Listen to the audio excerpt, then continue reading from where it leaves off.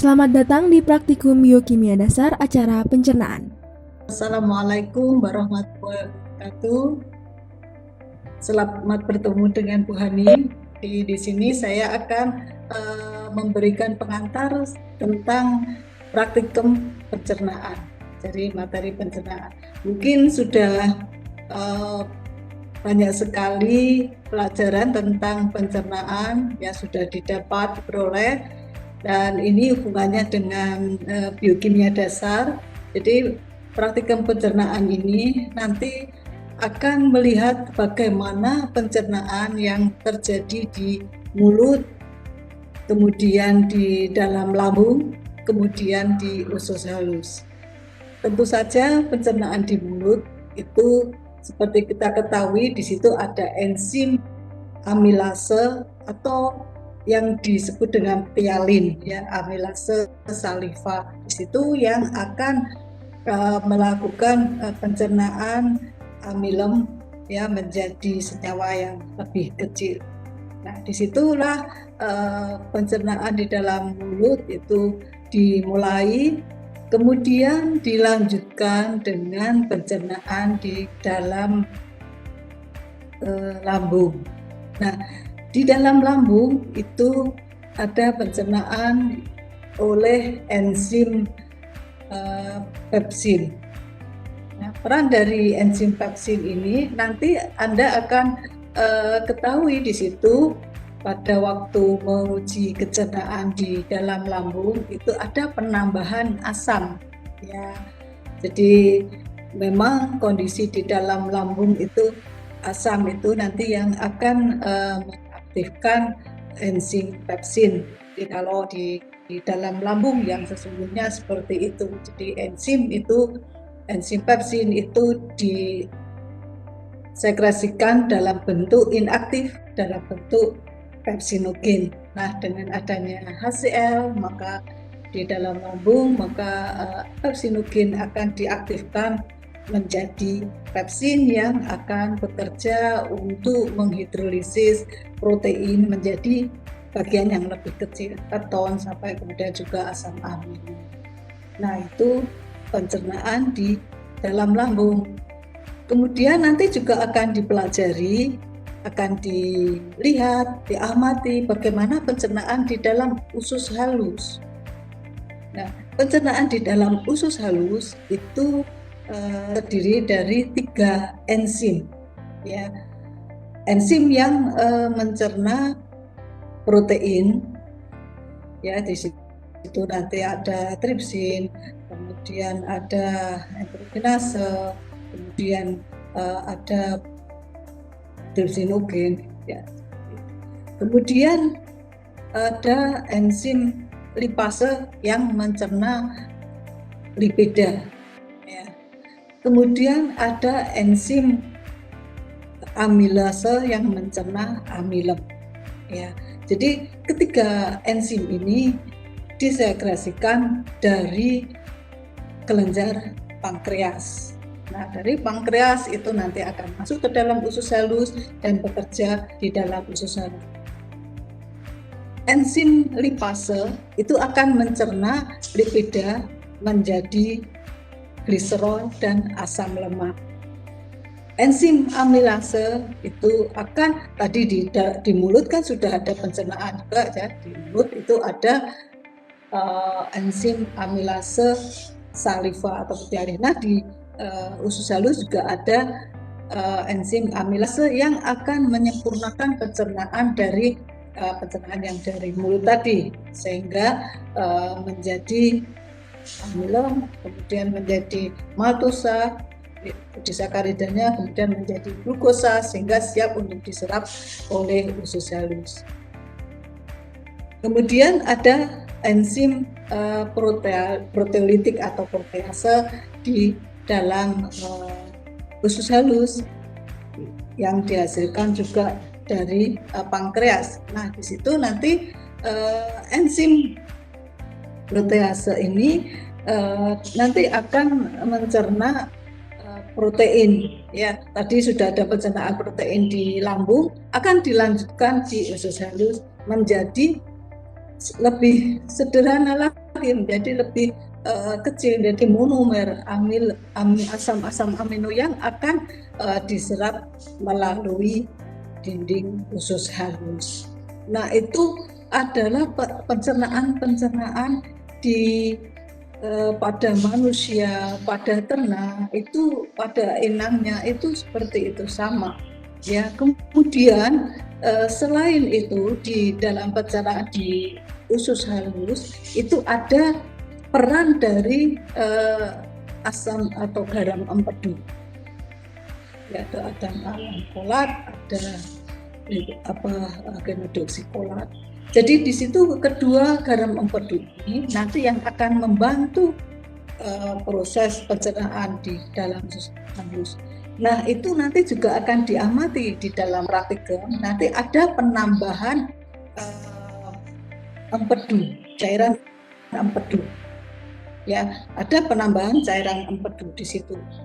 Nah, cairan empedu itu sebagai sumber garam empedu. Dengan adanya garam empedu ini, nanti proses pencernaan akan lebih terbantu karena dengan garam empedu menyebabkan lemak itu ya yang ada di dalam makanan, di dalam pakan itu akan teremulsi, ya, teremulsi sehingga nanti nutrien-nutrien yang lain seperti protein, kemudian amilum itu akan mudah untuk degradasi atau dihidrolisis oleh enzim.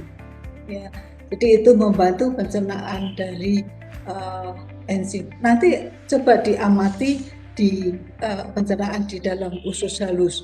Nah, itu ada penambahan pankreas, ya, cairan pankreas itu sebagai sumber enzim.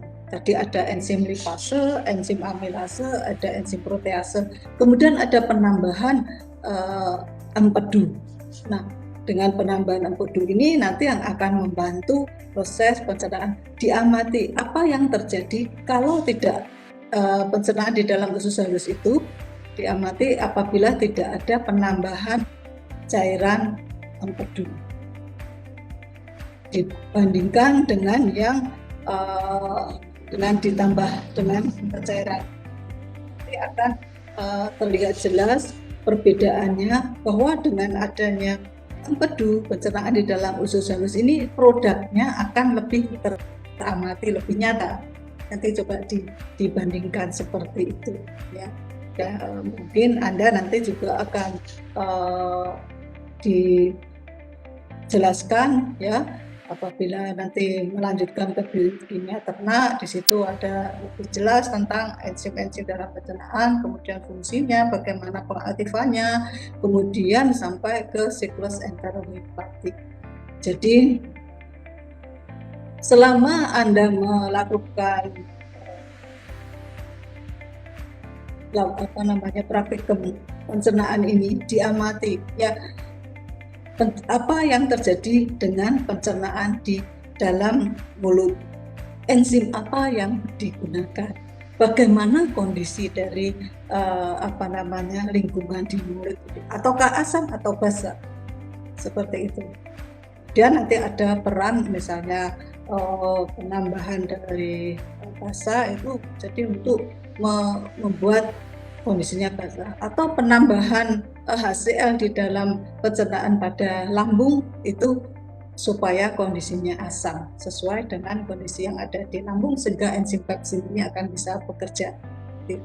Dan pencernaan di dalam usus halus itu juga selain ada penambahan basa supaya kondisinya sedikit alkali, kemudian juga ada penambahan empedu, ya, sebagai sumber dari garam empedu.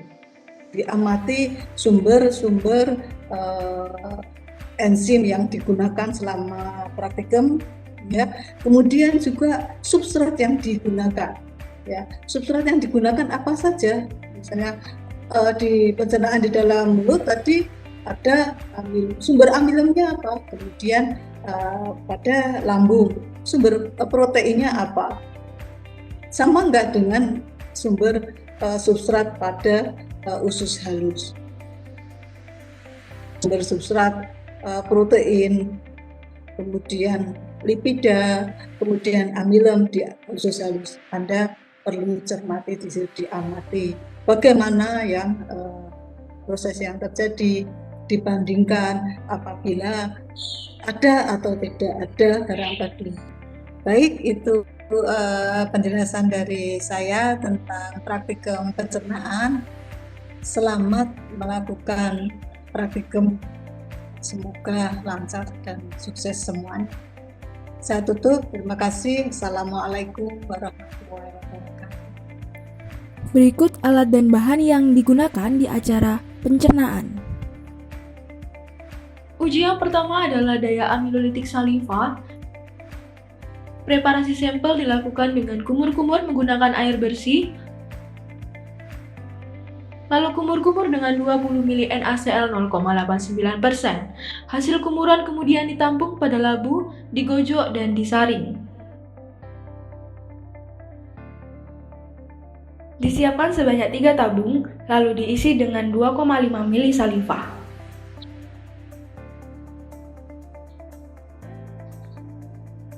Tabung yang pertama akan dididihkan terlebih dahulu. Kemudian masing-masing tabung akan diisi dengan 2,5 ml amilum 1%.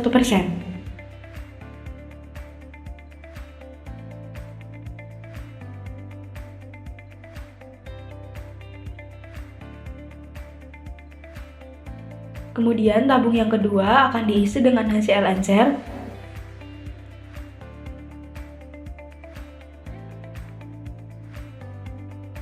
Dan seluruhnya diletakkan pada penanas 37 derajat Celcius. Pada tabung ketiga akan diuji ion.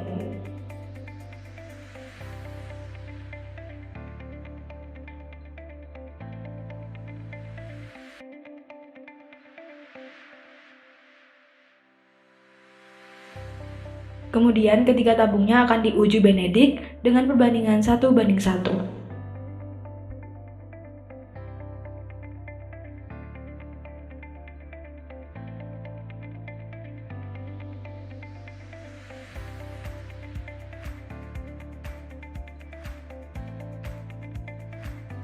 Lalu diamati perubahan yang terjadi pada setiap tabungnya.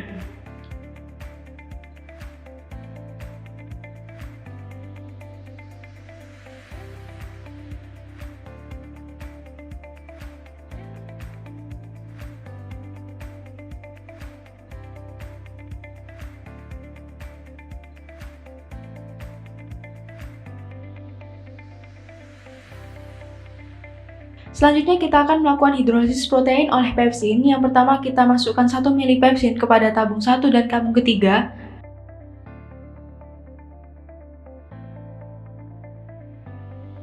Kemudian tabung keduanya kita isi dengan 1 ml Aquades.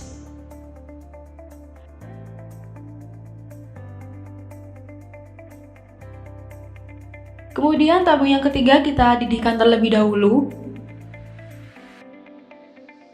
Lalu ketiga tabungnya akan kita isi dengan HCl encer 0,4%. Kemudian kita tambahkan 1 potong fibrin karmen. Lalu letakkan pada penanas 37 derajat Celcius. Dan kita amati perubahan yang terjadi pada setiap tabungnya.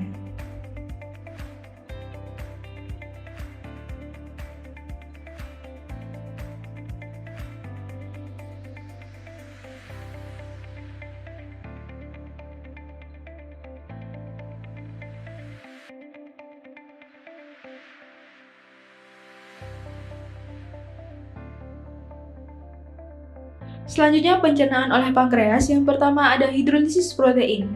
Tabung 1 dan tabung kedua kita tambah dengan 1 ml ekstrak pankreas netral, dan tabung ketiga kita akan tambah dengan 1 ml air.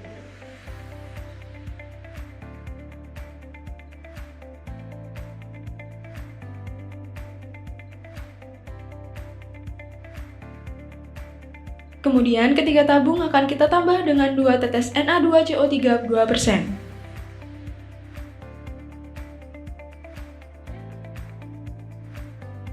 Lalu ditambah dengan 1 potong komu merah fibrin. Dan tabung kedua akan kita tambah dengan larutan empedu sebanyak 2 tetes. Lalu letakkan ketiga tabung di penanas 37 derajat Celcius selama 10 menit. Amati perubahan yang terjadi pada setiap tabung yang ada.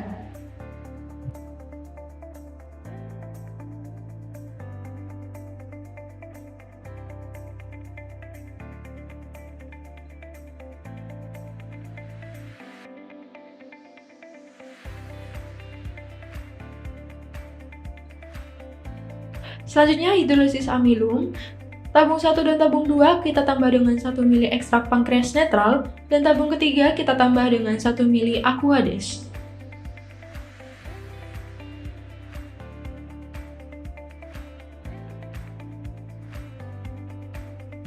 Kemudian ketiga tabung kita tambah dengan 2 tetes Na2CO3 2%, dan ditambah dengan 1 ml amilum 1%.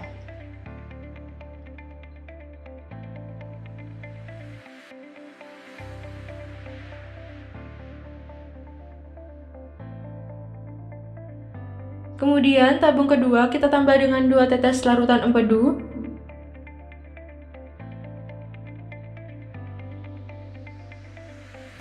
Lalu letakkan ketiga tabung ke dalam penanas 37 derajat Celcius selama 10 menit. Kemudian tabung ketiga akan dilakukan uji iod.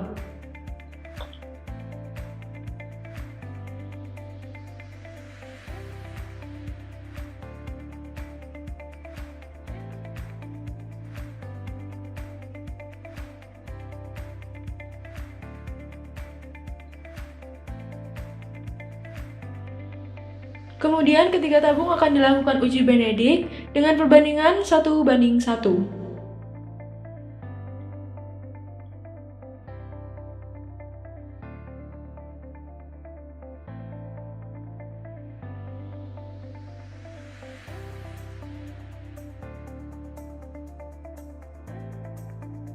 Amati perubahan yang terjadi pada setiap tabung yang ada.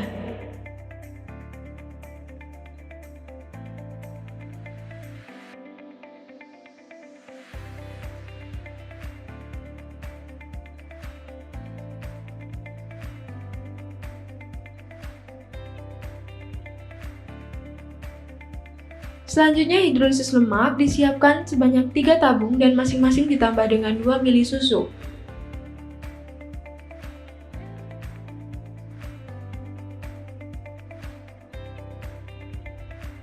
Kemudian tabung pertama dan kedua ditambah dengan 1 ml ekstrak pankreas netral, dan tabung ketiga kita tambah dengan 1 ml aquades. Lalu tabung kedua kita tambah dengan 2 tetes larutan empedu, dan ketiga tabungnya ditambah dengan 4 tetes phenol red,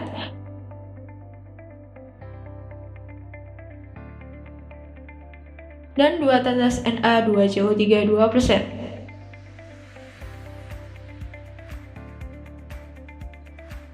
Kemudian letakkan ketiga tabung ke dalam penanas 37 derajat Celcius. Amati perubahan yang terjadi pada setiap tabung yang ada.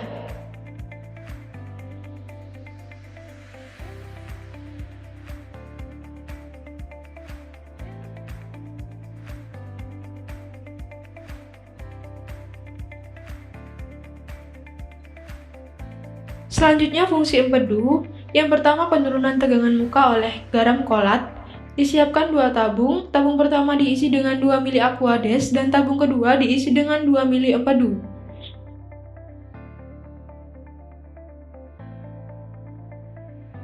Kemudian masing-masing tabung ditambah dengan serbuk belerang. Kemudian diamati perubahan yang terjadi pada setiap tabung yang ada.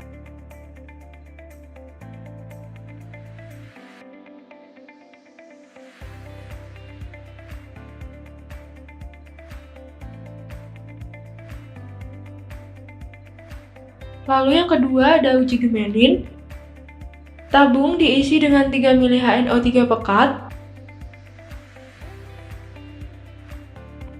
Lalu diisi dengan 1 ml empedu melalui dinding tabung.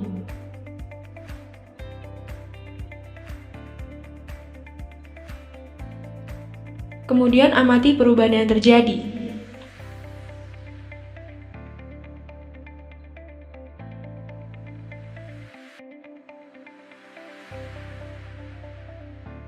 Yang terakhir ada uji Fouchet.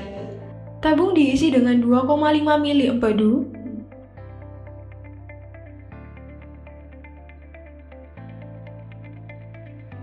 kemudian ditambah dengan 2 tetes MgSO4, lalu ditambah dengan 2,5 mili BaCl2 10%. Kemudian larutan akan dimasak. Setelah dimasak akan disaring.